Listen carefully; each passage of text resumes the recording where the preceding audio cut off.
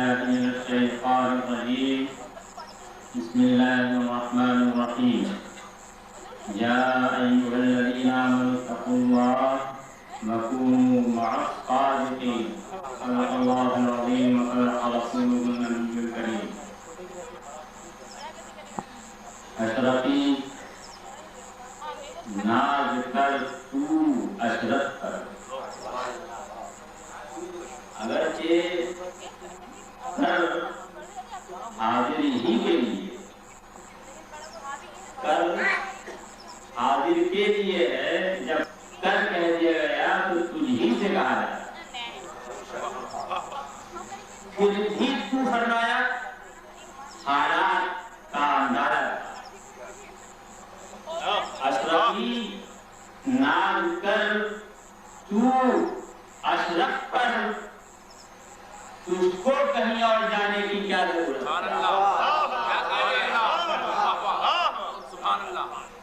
تو اشرف پر ناز کر. اشرف وہ ہے جس کے پیدا ہونے سے پہلے حضرت سلطان ابراہیم کے محل میں جشن منایا گیا تھا. پیدا ہونے سے پہلے. اشرف وہ ہے جس کے پیر کے دربار میں پہنچنے سے پہلے پیر نے جشن منایا. اشرف وہ ہے جس کے ہندوستان میں آنے پر ہندوستان کی آنکھ والے، ہندوستان میں آنکھ والے جشن مناتے ہیں. آنکھ والا تیرے جوگن کا تماشا دیکھے دیدہ کور کو کیا آئے نظر کیا نہیں.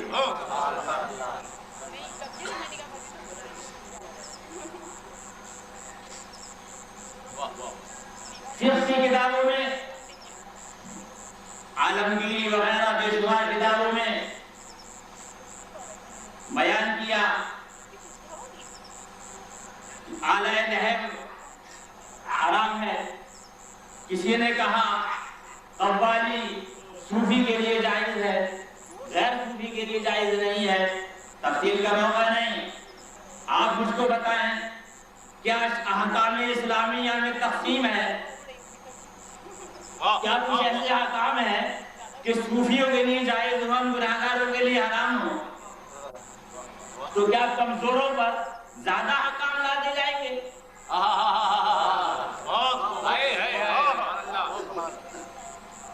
غوث العالم نے، مخدوم اشرف نے ارشاد فرمایا فقہا کا اجماع ہے، مفتیوں کی بات نہیں ہو رہی ہے.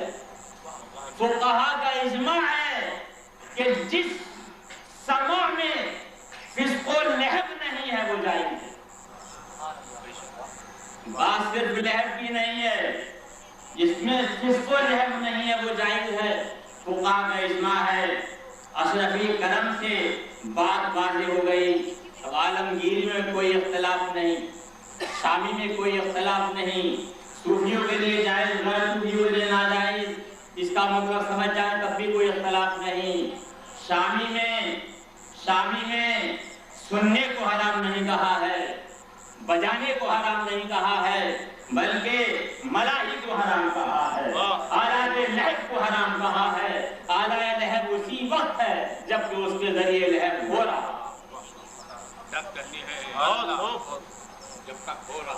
کھیل کا میدان در حقیقت اسی وقت کھیل کا میدان ہے جب اس میں کھیل ہو رہا. جب تک جلسہ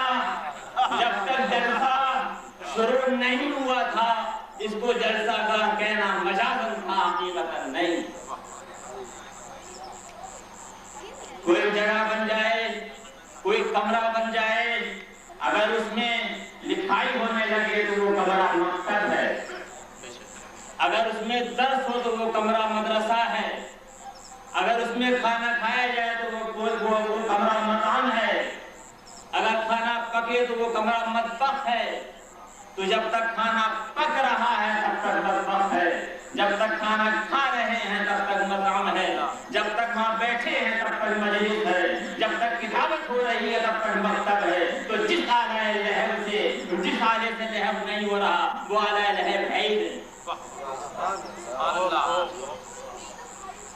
رحمت عالم صلی اللہ علیہ وسلم کا ارشاد ہے، رحمت عالم صلی اللہ علیہ وسلم کا ارشاد ہے، سنو بدن میں حصہ ہے، اگر وہ حصہ ٹھیک ہے تو سارا بدن ٹھیک ہے۔ بدن میں حصہ ہے، اگر وہ حصہ ٹھیک ہے تو سارا بدن ٹھیک ہے، اگر وہ حصہ بگڑ گیا تو سارا بدن بگڑ گیا۔ یاد رکھو وہ حصہ دل ہے۔ خانقاہ میں دل کی اصلاح ہوتی ہے، جب دل کی اصلاح ہو گئی، جب دل کو صوفی بنا دیا گیا، تو جب صوفی ڈھول بجا رہا ہے تو وہ لہب کے لیے نہیں، تو یہ اعلیٰ لہب نہیں، اور جب کوئی بازاری ڈھول بجا رہا ہے تو پہلے تحقیق کرو کہ یہ لہب کے لیے ہے کہ نہیں، تو اگر صوفی بجا رہا ہے تو وہ لہب کے لیے ہے ہی نہیں۔ یہ مطلب ہے علماء کے قول کا کہ صوفی کے لیے جائز۔ سبحان اللہ۔ تو چونکہ صوفی لہب کے لیے سن نہیں رہا تو ہمارے مختوم اشرف کا ارشاد کہ اجماع فقہا ہے۔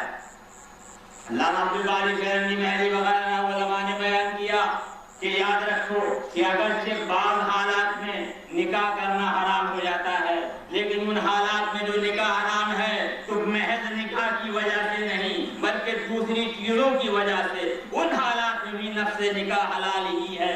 لیکن چونکہ آپ نفس نکاح پر قادر نہیں رہے، اگر آپ نکاح کریں گے تو آپ ظالم ہو جائیں گے، آپ نفس تنفی کریں گے، اس لیے جائز سے آپ کو روکا جائے گا۔ تو نکاح کا جو حکم ہے وہ حلال ہونا ہے، اس میں جو حرمت رہے گی وہ الگ سے لگے گی۔ اسی لیے سما کا اسی طرح سما کا جو حکم ہے وہ حلال ہے۔ سبحان اللہ سبحان اللہ۔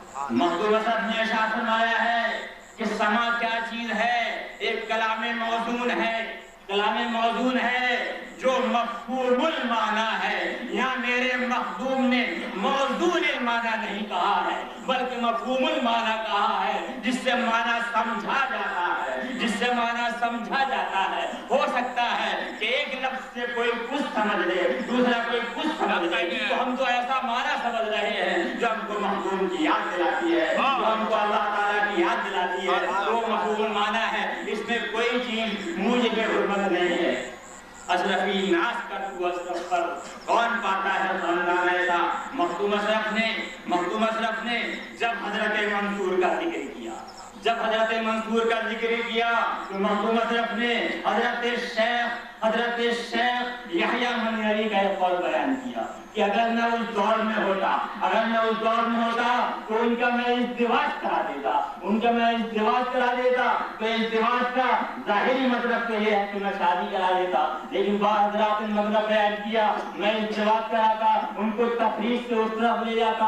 لیکن مخدوم اشرف کہتے ہیں کہ فقیر تو یہ کہتا ہے کہ وہی معنی مراد ہے جو ظاہر ہے، وہی معنی مراد ہے جو ظاہر ہے۔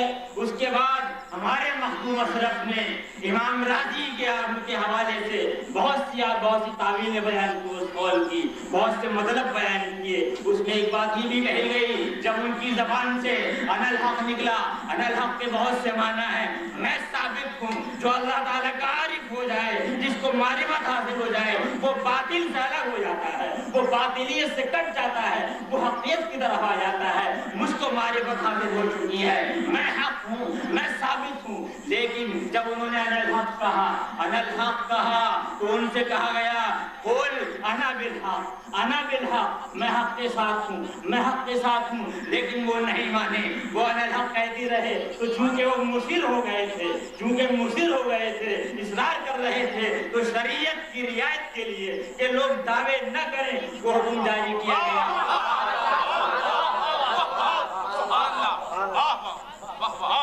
لطائف اشرفی میں یہ بھی دیا ہے کہ حضرت جنید بغدادی سے کہا گیا، حضرت جنید بغدادی سے کہا گیا کیا اس کی کوئی تعمیل ہو سکتی ہے؟ کیا ان کے قول نظر کی کوئی تعمیل ہو سکتی ہے؟ جنید بغدادی کا عارفانہ، عالمانہ، حافظانہ جواب سنو۔ وہ فرماتے ہیں دعوہ یقتل، ان کو شہید ہونے دو، لیس الیوم تعبیر، آج کوئی تعبیر نہیں ہے۔ یہ نہیں فرمایا کہ اس میں تعویل نہیں، یہ فرمایا آج کوئی تعویل نہیں ہوگی۔ تو مخدوم اشرف نے جو ارشاد فرمایا کہ میرے نزدیک تو اس کا معنی وہی ہے جو مشہور ہے، میں سوچنے لگا کہ اس کا مطلب کیا ہے۔ تو میرے ذہن میں ایک بات آئی، اگر صحیح ہے تو غازی ملت جیسے حضرات خاموش رہ کر تائید کر دیں گے، اگر غلط ہے تو مجھ کو بتا دیں گے، ان کو کوئی تکلف نہیں، وہ مجھ کو بے تکلف بتائیں گے۔ میں یہ سمجھا جب مجھے نل کے حق آ گیا کہ یوں کہو کہ میں حق کے ساتھ ہوں۔ یہاں سے ایک بات یہ بھی یاد رکھیے کہ علماء نے صرف انا الحق کہنے پر فتویٰ نہیں لگایا تھا، اگر صرف انا الحق کہنے پر فتویٰ لگاتے تو انا بالحق کی ترمیم کیوں کرتے؟ انا بالحق کہنے کے لیے کہا، انا بالحق تو انہوں نے نہیں کہا، تو وہ ایسے مستغرق تھے کہ توجہ دلانے کے بعد بھی وہ اپنی طرف مائل ہی نہیں ہوئے، انہوں نے اپنی کسی حالت کو انا سے بیان ہی نہیں کیا۔ اگر ان کی شادی ہو گئی ہوتی تو یہ بات نہ ہوتی، پھر وہ احکام کو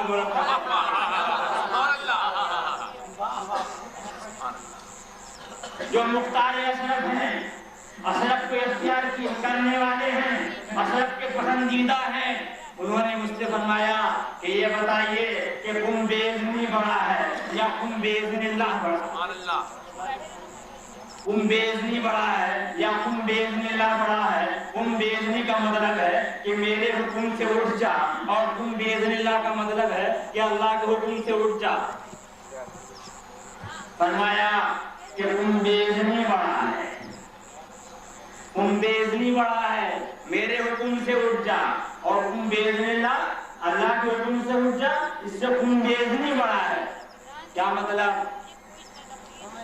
جب ولی ایک خاص حالت میں ہوتا ہے، وہ خاص حالت وہ ہوتی ہے جس کے بارے میں حدیث شریف میں بیان کیا گیا کہ جب بندہ میری عبادت کرتا ہے، میرا قرب حاصل کرتا ہے تو ان کو سمعہو، یہ حدیث پاک ہے، میں تو اس کا ترجمہ یہ کرنا پسند کرتا ہوں، اس کے مطلب کہ اس کے ان کو سمعہو، ان کو بصرہو، ان کو لسانہو کا ترجمہ یہ ہوگا کہ اس کی زبان پر میرا کلام ہوتا ہے،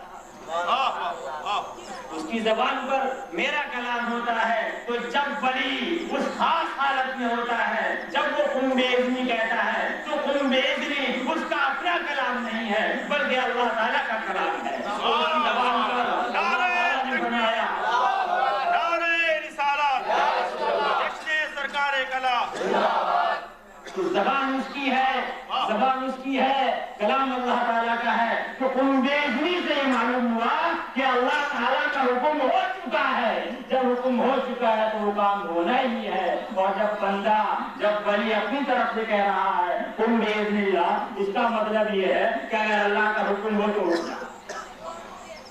اس لیے قم بیزن اللہ کے بعد اٹھنا ضروری نہیں ہے، ذمہ داری نہیں ہے، اس لیے کہ قم بیزن اللہ کا مطلب یہ ہے کہ اللہ کا حکم ہو تو اٹھ جا، تو اگر حکم ہوگا تو اٹھے گا، حکم نہیں ہوگا تو نہیں اٹھے گا۔ لیکن قم بیزنی کا مطلب یہ ہے کہ اللہ کا حکم ہو چکا ہے اب تو اٹھنا ہی ہے۔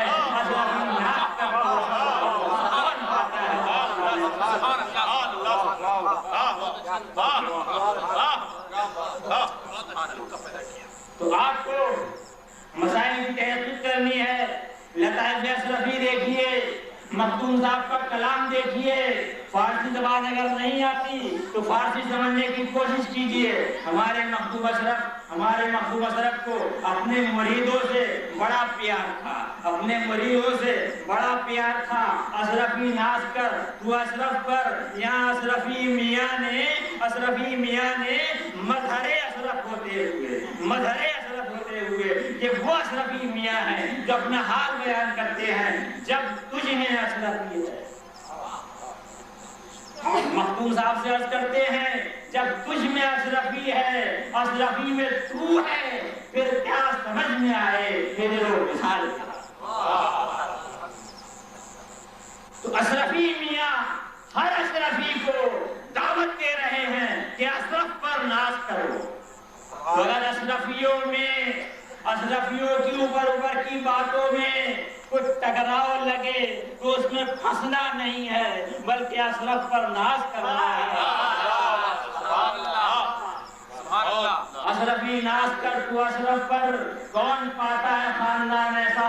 अशरफ वो हैं जिनको उस दौर के उलमा ने, उस दौर के मशाइख ने खुतबतुल कुबरा माना है, उस दौर के उलमा ने खुतबतुल कुबरा माना है। ये वो हैं जो कुतुब हैं, ये वो हैं जो गौस हैं। सरकार कलाम से मैंने एक मर्तबा पूछा कि हजरत मुजद्दिद कौन होता है। उस वक्त कोई और नहीं था बजाय। मैंने पूछा हजरत मुजद्दिद कौन होता है। फरमाया मुजद्दिद में तफक्कुर होता है, मुजद्दिद में तफक्कुर फिल फिक्र, तफक्कुर होता है। मैंने पूछा इस दौर का मुजद्दिद कौन है। फरमाया फतदब्बर, अब तुम सोच लो। अब तो मुझको सोचने का हक दिया है। क्या कह रहे हैं? वाह वाह वाह वाह। तो मैंने पूछा कि हजरत इस दौर का गौस कौन है। हजरत मुस्कुराए और फरमाया वली रा वली ही शराफत, वली को वली पहचानता है। खैराबाद में, खैराहा में, रायपुर में खैराहा में जलसा हुआ, उसमें मैंने भी कुछ कहा। उसमें सरकारे कला की मौजूदगी में सरकारे कला को गौसे जमाना कहा। और जब स्टेज से वापस हुए तो फरमाया कि आपने जो कहा वो सब सही कहा।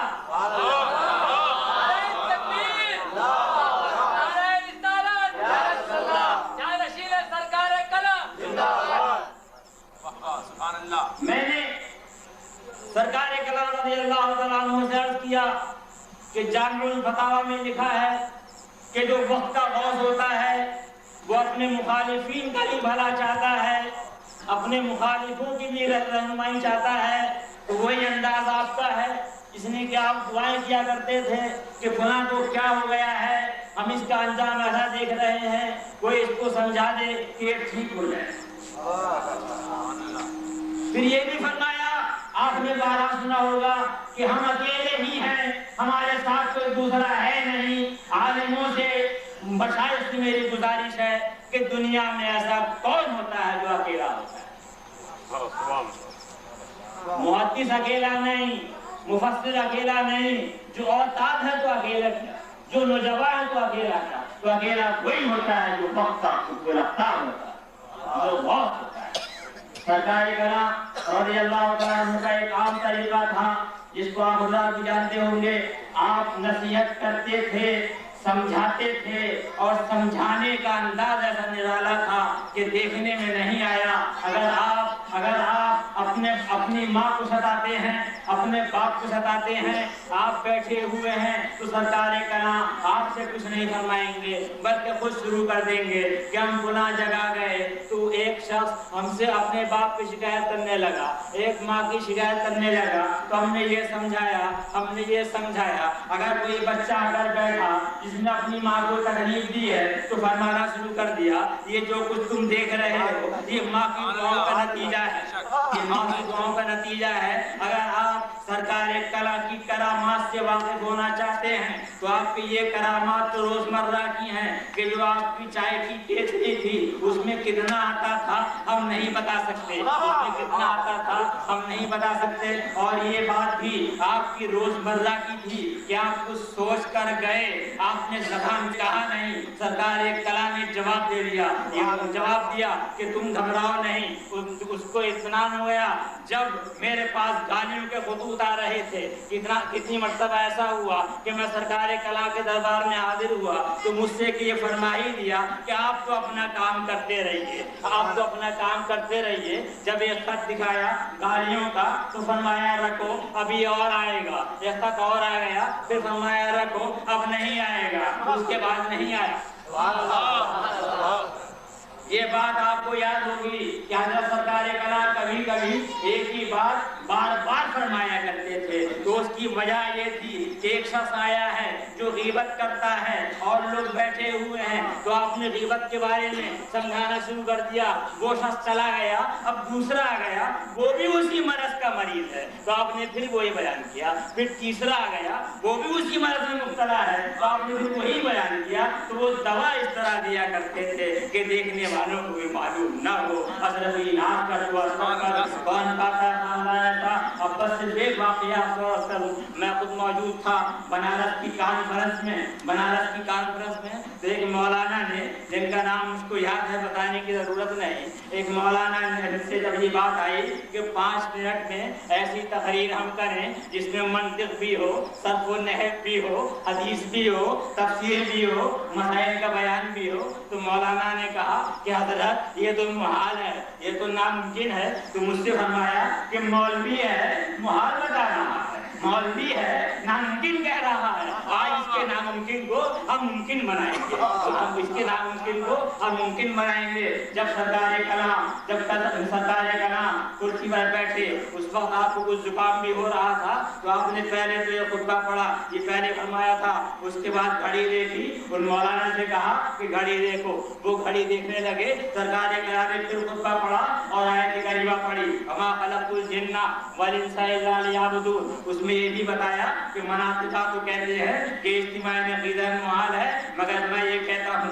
मनातिका ये कहते हैं कि मुझे बाकुलिया की नक़ीद ये है, मैं ये कहता हूँ। तो आपने उसमें तफसीर भी बयान की और मंतिक भी बयान की, ग्रामर का बयान किया कि नफ़ी की नफ़ी इस बात है, मा खलक़तुल जिन्ना वल इंसा इल्ला लियअबुदून। मा खलक़तु में नफ़ी है, इल्ला से उसका इस्तिस्ना है, जो नफ़ी का इस्तिस्ना हुआ तो इस बात हो गया। मतलब ये मैंने जिनको इनको इबादत के लिए पैदा किया।